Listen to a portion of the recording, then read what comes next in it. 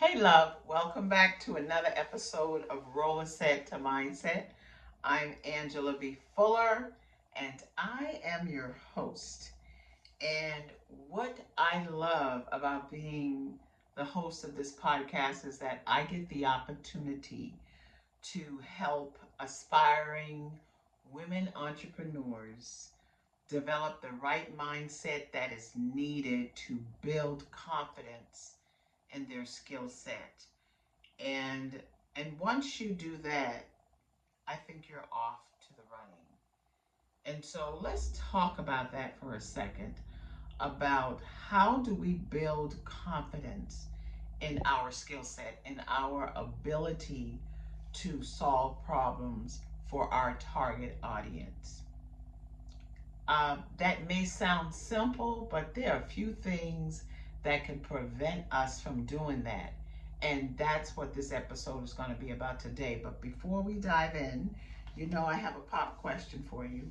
And my pop question for you is this: what do you think about the things, the struggles that have to die within you in order for you to be successful as an entrepreneur?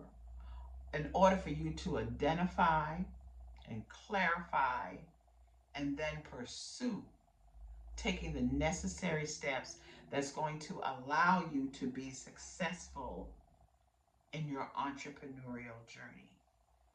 And I know that's a loaded question, that's a mouthful, but I think that a lot of times we say we want the entrepreneurial journey, but when we sit down and really think about this thing, y'all, it takes so much to to to win this race as an entrepreneur. Some of us were raised to believe that the way to earn a living is through going to school, getting a good job, going back to school for a little bit more education, for a little bit more degree, so that we can get a little bit more raise, so that we can live the life that we once dreamed of when we were little, when we were young, when we were dreamers. And then there's that unique select few of us who are entrepreneurs, who believe that we were born to create our own economy, that the gifts and talents that we have within us will make room for us and will allow us to pursue entrepreneurship. For as long as I can remember, I've been that person.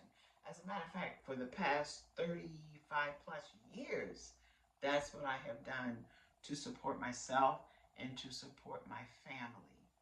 And so I am super duper excited and passionate about talking and working with aspiring female entrepreneurs to help put you in the right mindset, which is so necessary when it comes to pursuing and being successful in your skill set.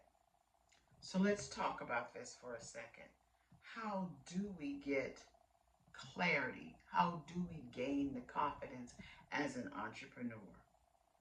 Well, I think first and foremost, we need to decide what problems are we solving?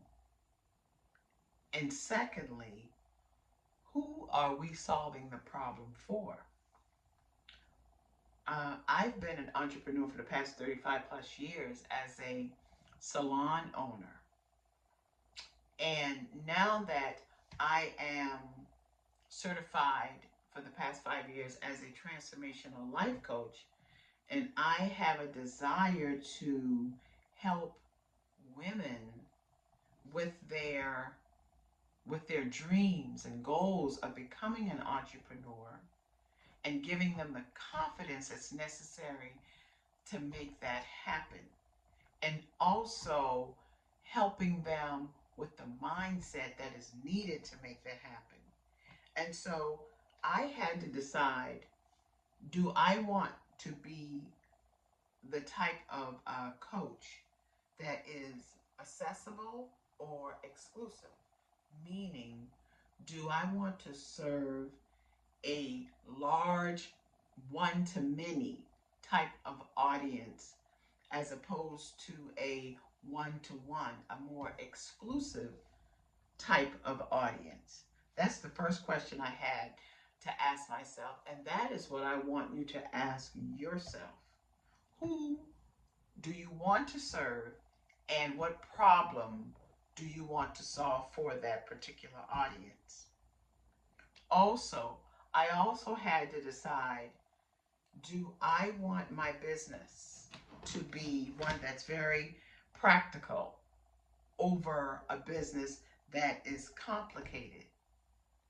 Do I want to present myself uh, with my business problem solving skills with uh, simplicity or difficulty? And when I got clear on that, I felt more confident within my own skin to reach out to uh, a cold market. I felt like, because initially I was more comfortable with just dealing with people that I knew, or dealing with people within a certain mile radius, or dealing and serving um, individuals or women that I served as a hairstylist. But until I became clear about whether I wanted to be accessible or exclusive, whether I wanted to solve practical problems or complicated problems, or simplicity or difficult problems, until I did that, I was scared to let clients know that I even existed. And when I became clear, I felt more open. I felt more confident. I felt that I could really solve the problem of the audience that I had defined as my audience. And I became more courageous because, without a doubt, it is clear to me that the courage came and then the confidence came. I had to tell myself over and over and over again that I am more than a conqueror. And in terms of your mindset, sometimes you have to tell yourself who you are before you actually believe it. And the more you tell yourself, the easier it it will become for you to walk in that. And that is how not only the transformation begins within you, but that is how you can transfer that that position from you into the audience that you serve.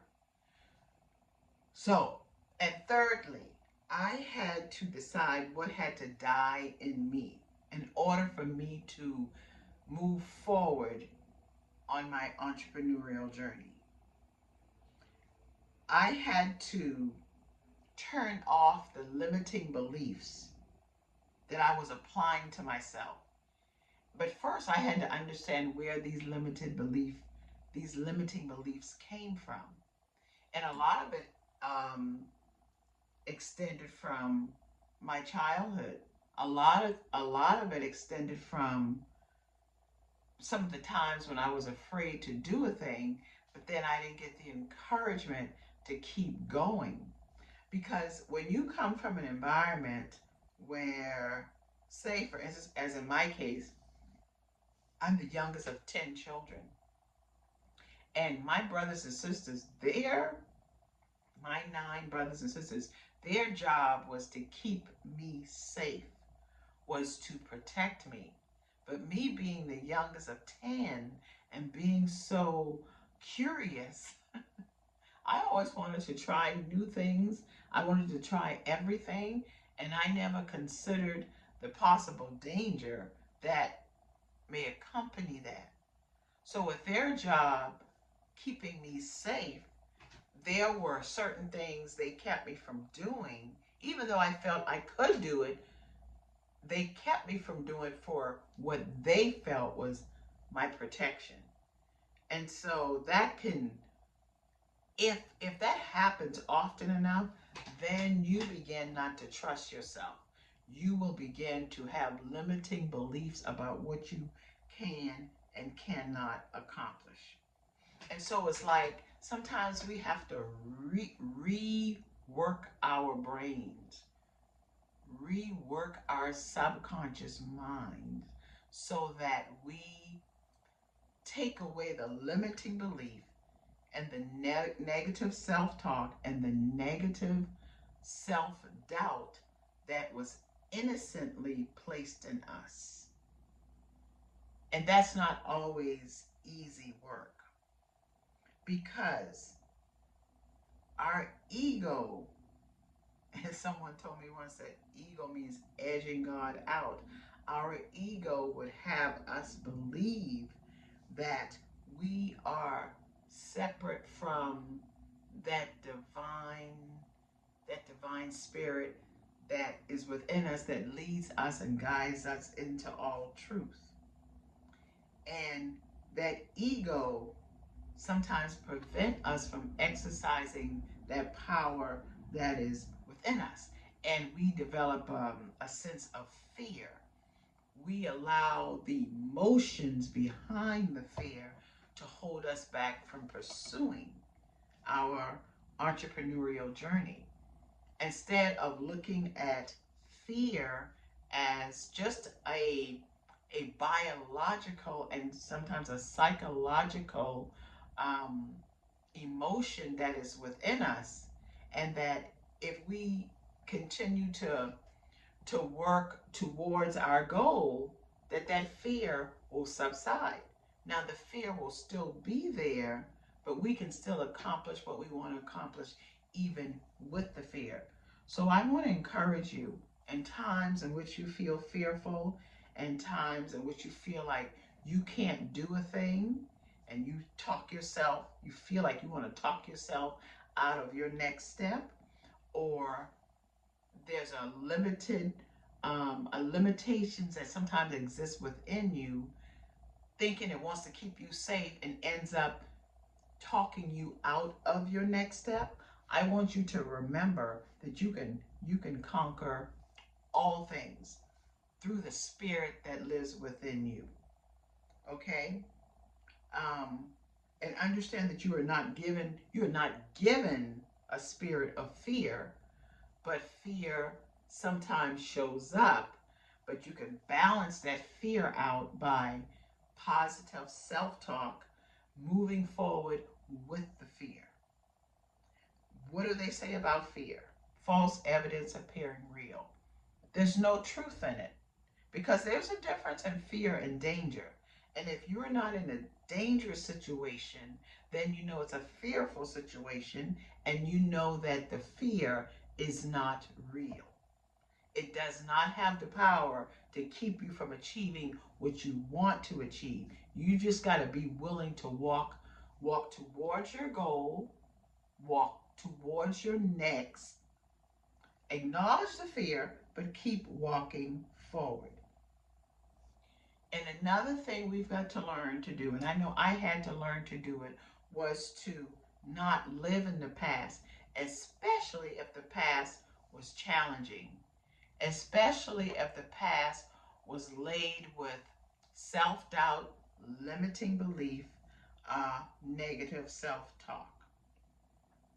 So over the next few days, I want you to think about what your next step is. I want you to begin to think about what is possible for you. And I want you to also think about and then write down, if you were to pursue what is possible for you, how would your life look like in the next 12 months, in the next 24 months?